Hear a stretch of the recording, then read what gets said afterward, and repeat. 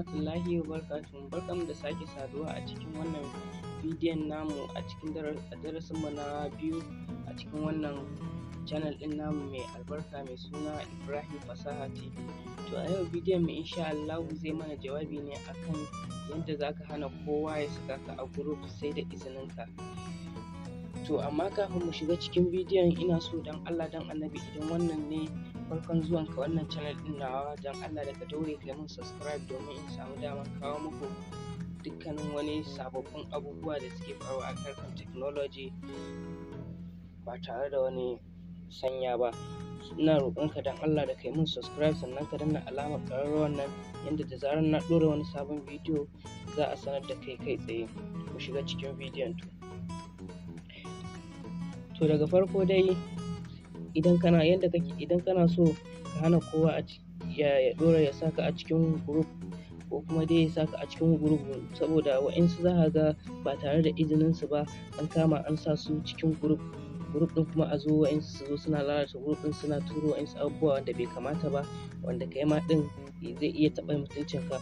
To a hanyar da za ka bi ka kare kanka daga wannan abun shine haka. Daga farko dai za ka shiga cikin WhatsApp ɗinka kamar haka. Na farko in ka shiga cikin WhatsApp ɗinka sai ka shiga wannan alama ga ta nan ta sama mai ɗigo-ɗigon rubutu guda 3 sai ka shige shi. Kana shige shi sai ka shiga setting haka. To da zaran ka shiga setting za ka ga gashi nan wannan account sai ka shiga account ɗin nan. Kana shige shi sai ka shiga privacy ɗin nan gashi nan. Kana shiga privacy za ka je ƙasa to a nan ƙasa za ka ga inda aka sa group nan to kawai sai ka shige shi. Kana shige shi nan in ka ga wannan shine jerin idan wannan na farkon za ka ga an sa everyone and my contact sai kuma contact except.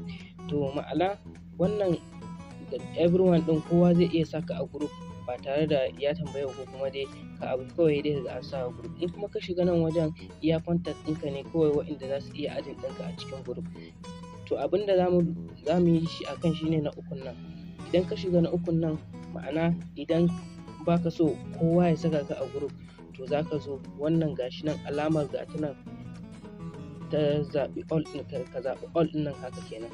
Ma'anan wannan abun idan kai haka ka danna ta all ɗin nan to kaman ka ce haka ina so kowa ya sa nan a group amma banda.